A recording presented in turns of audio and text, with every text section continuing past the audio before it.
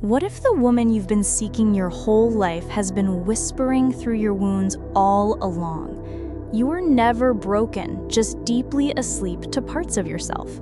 Athena would tell you every yes you said when you meant no, every roar you swallowed, every time you bent when your spine begged to stand, each act became a lullaby that kept your queen asleep.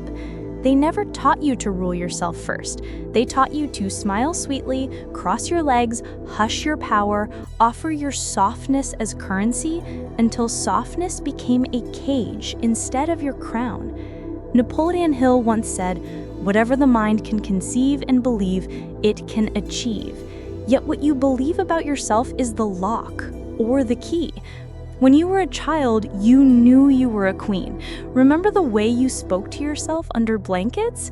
You dreamt of thrones made of tree branches, cardboard castles, kingdoms in the backyard. Your crown was mud, your robe was your mother's scarf, and you ruled with wonder. But the world asked you to trade wonder for worthiness. They told you, be good, be nice, be small, be chosen. So you chose to shrink. Your brain, ever loyal to what it knows, built neural pathways like prison bars. Stay safe, stay small, stay silent. Neuroplasticity is your gift and your trap. Every act of self-betrayal laid another brick. Every "it's okay, I don't mind" when you did mind. Every "it's fine" when it broke you inside, fed the sleeping queen's slumber. But softness, true softness, is not weakness. It's silk wrapped around steel. It's the lioness resting in tall grass, not because she's tired, but because she's ready.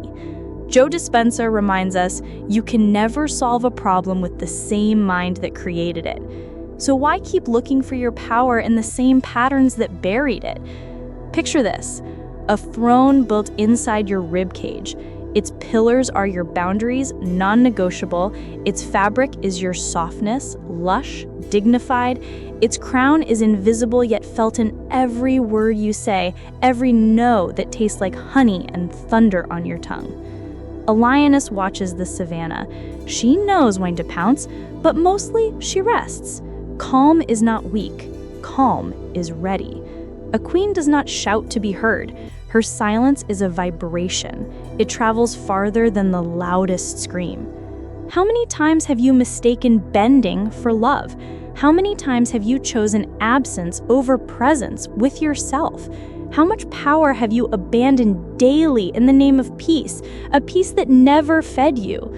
Louise Hay said, "You have been criticizing yourself for years and it haven't worked.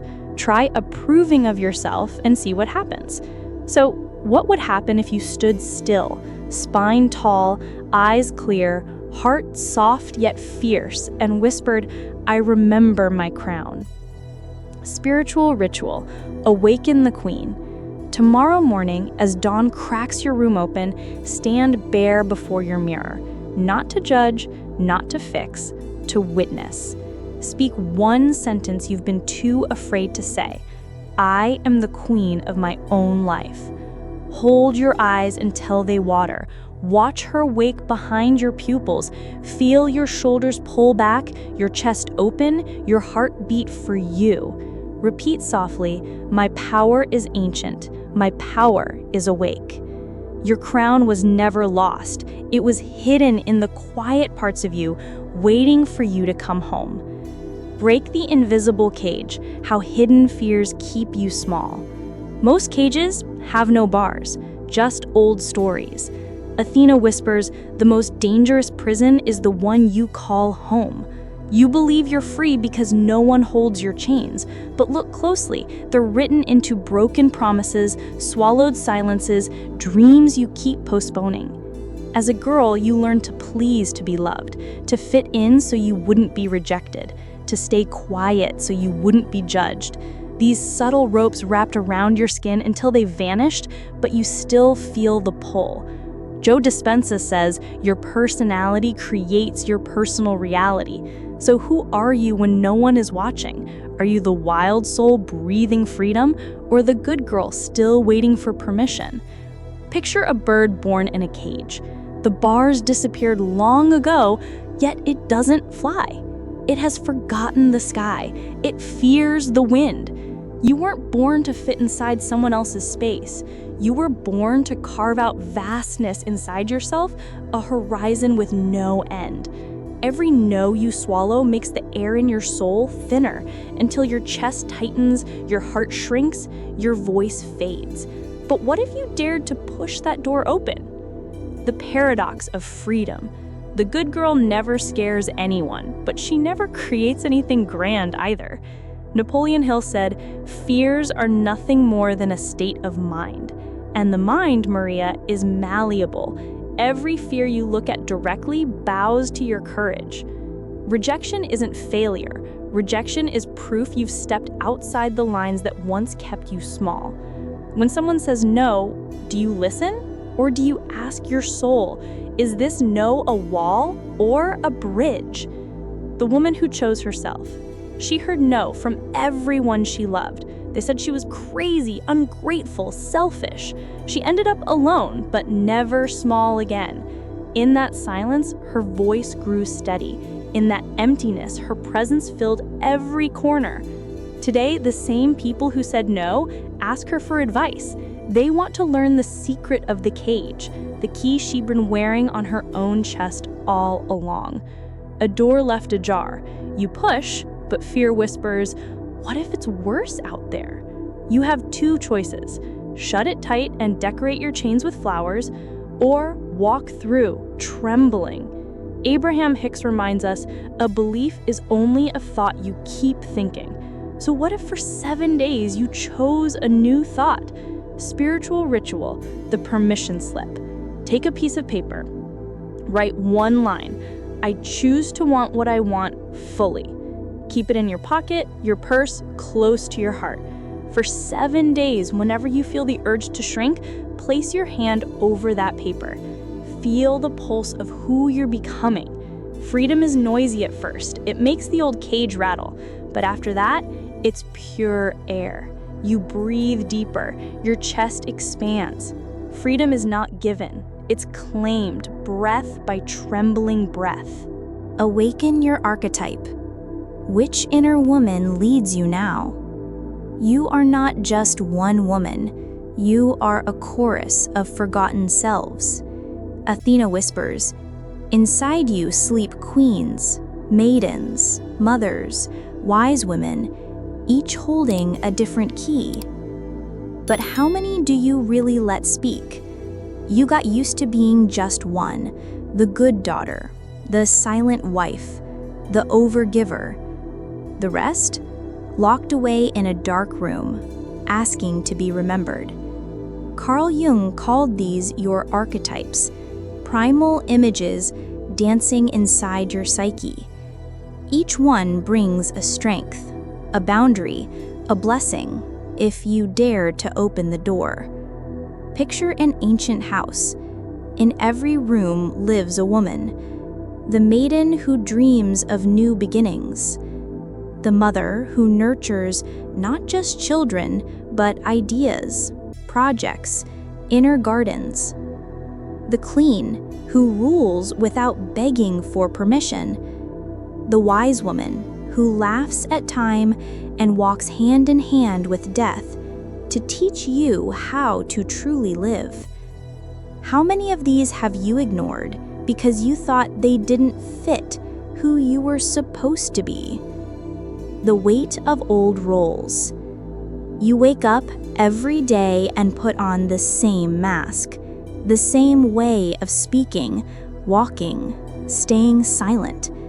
You wonder why life feels like a loop? It's because your voice is trapped in the same note. Louise Hay said, I am in the right place, at the right time, doing the right thing. But if you feel misaligned, maybe it's because another woman inside you is meant to lead right now. The good daughter who met her queen. She spent 50 years obeying, her hair always tied back, her mouth always soft, her yes ready before she knew the question. One day, tired of bending, She sat in silence. She closed her eyes and asked, "Who am I if I'm not the good daughter?" In the dark, a woman rose, spine tall, eyes like fire, voice without tremor, her inner queen, untouched, waiting. The day she let her rule, the world stopped ruling her. The keys. Your archetypes are keys. Each key opens a door. Each door reveals a part of you that was suffocated but never dead. You don't need to swap skins, you need to access them all.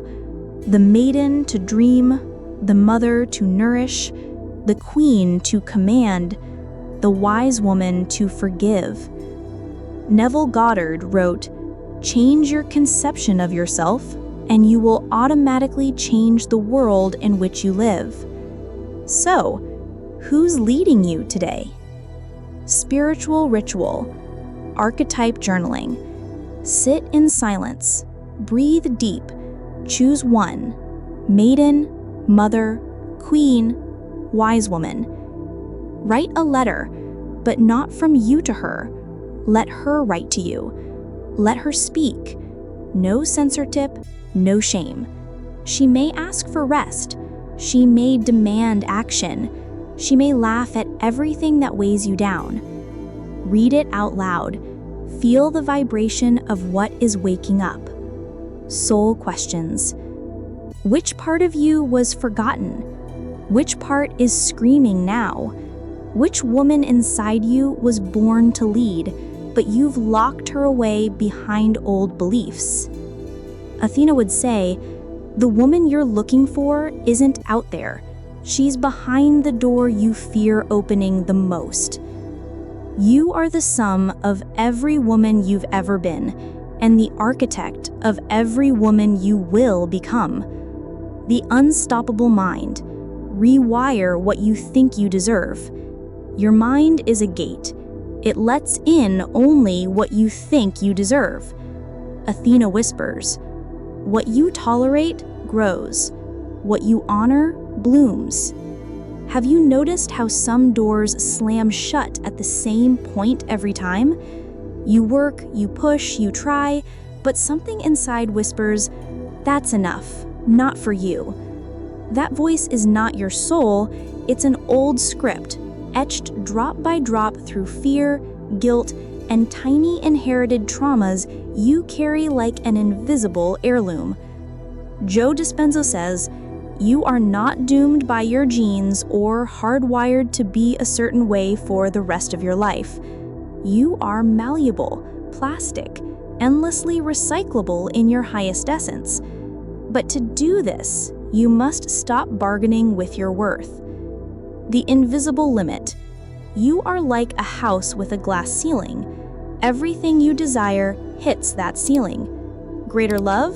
Ceiling. Abundance flowing?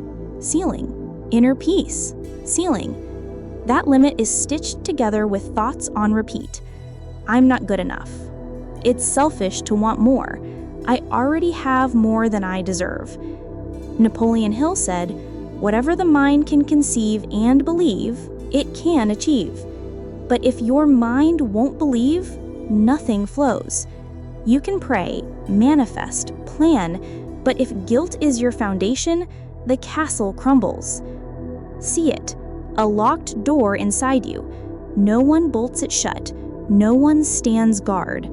Only you hold the key, yet you spend a lifetime waiting for someone outside to turn it. Guilt is the guard dog of small dreams. When you dare to open the door, it barks, calls you ungrateful, pulls you back. But that bark isn't truth. It's just the echo of what they made you believe. Abraham Hicks reminds us, you are the only one who creates your reality. So, who's holding the key now? Guilt shrinks when you realize that wanting more doesn't steal from anyone. It overflows for everyone. When you allow yourself to expand, you draw a map for every woman who forgot she could too. The mind follows what you repeat. it's blindly obedient. If you say, "I am small," it builds narrow doors. If you say, "It is safe to want more," it unlocks gates. The woman who raised her worth. She spent years begging for crumbs of love. She thought it was karma, fate, bad luck. One day, exhausted, she looked in the mirror and whispered, "It is safe for me to want more." At first, everything trembled. Friends drifted away, fake lovers fell away, old debts surfaced. It looked like chaos, but it was a cleansing. Today, she doesn't beg, she attracts. Because the one who knows she is worthy doesn't force the gate open, she becomes the gate. Spiritual ritual, deserving more. Before you sleep, turn off every light. Sit at the edge of your bed, hands over your heart. Close your eyes. Repeat softly, "It is safe for me to want more." Feel where it tightens. Repeat again, "It is safe for me to want more." See your inner gate open. Feel the wind that moves through. Welcome the fear. Repeat one last time. I allow abundance to enter my mind, my heart, my life. Sleep with this vibration. Your unconscious listens when the world goes silent. Soul questions. What ceiling do you keep holding up? Who taught you to feel shame for wanting? If anything were possible, what would you finally dare to ask for? Neville Goddard said, "Assume the feeling of the wish fulfilled." So close your eyes now. What does it feel like inside a desire that's already real? Your mind obeys your permission. Raise your worth, and you become unstoppable. The Phoenix Secret. How to rise again and again. Your ashes hold secrets. Every fall is fuel. The phoenix never dies. She transforms.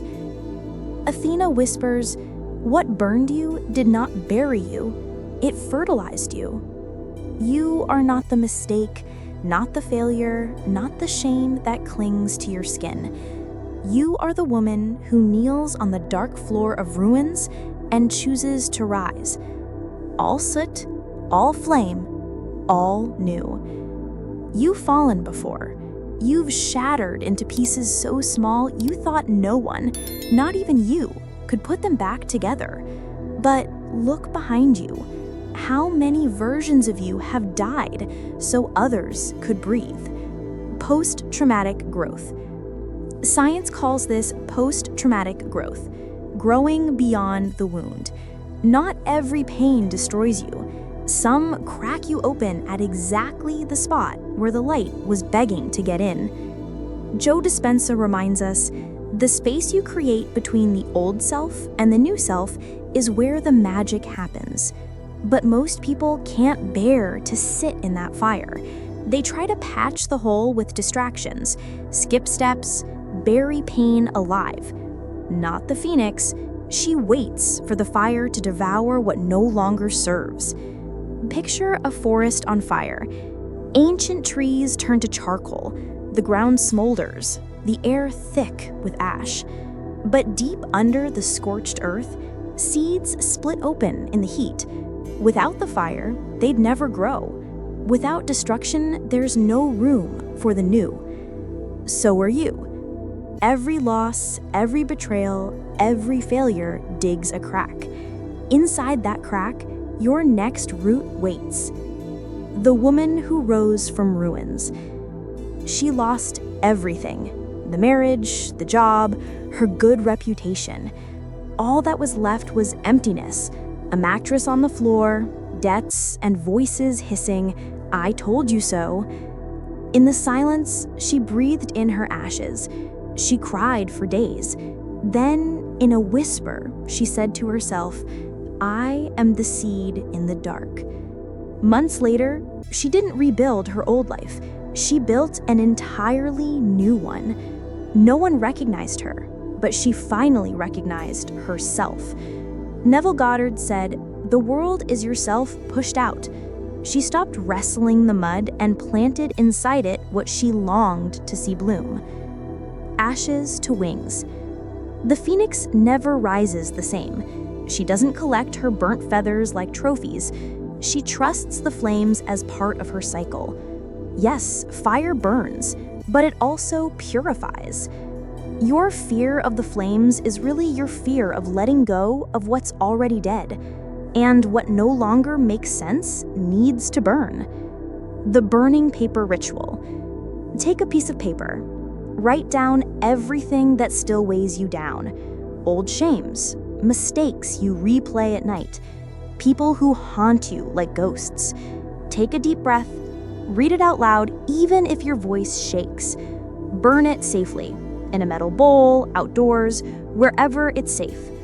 Watch the smoke rise. It's the past turning into air.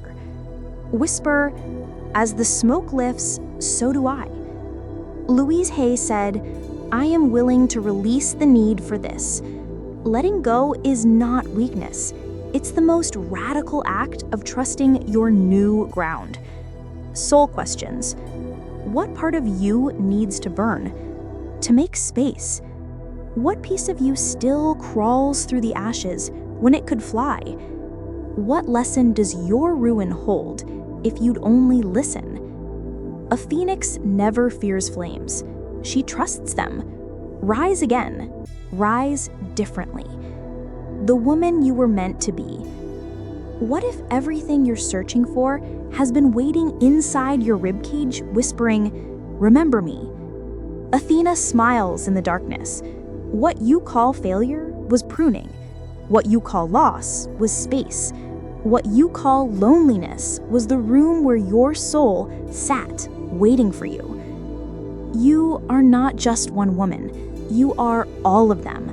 The maiden who dreams, the mother who nourishes, the queen who commands, the wise woman who silences fear. When you forget who you are, you remember who wounds you. When you remember who you are, you heal everything around you. Close your eyes now. See yourself as a garden, not a cage.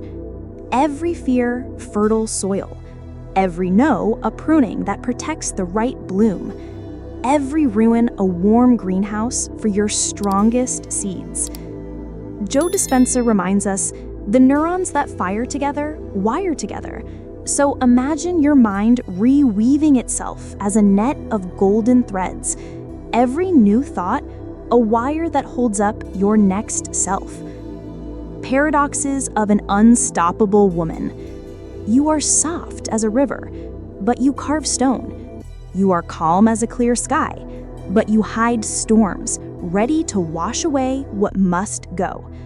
You are the breeze that soothes, and the wind that becomes a hurricane when someone tries to snuff you out. This new version of you does not scream to be seen. She sits on her inner throne, steady, breathing, and the world bows, not out of fear, but because it recognizes her. The sacred whisper. For 7 days, every morning, sit in silence, eyes half open. Place one hand on your chest, one on your belly. Ask quietly, which woman inside me wants to guide me today? Listen. It might be the maiden, the queen, the phoenix. Let her come through. Wear her in your voice, your posture, your choices. Neville Goddard said, "Assume the feeling of the wish fulfilled." So assume it. You are her, whole, unbreakable, awake. Now I ask you, sister of this journey, which part of you have you forgotten out of fear? What sleeps in the dark of your mind, waiting for your yes? If today was your rebirth, what would you let burn, and what would you let fly? Louise Hay reminds us, you have the power to heal your life, and you need to know that. And deep down, you do know it.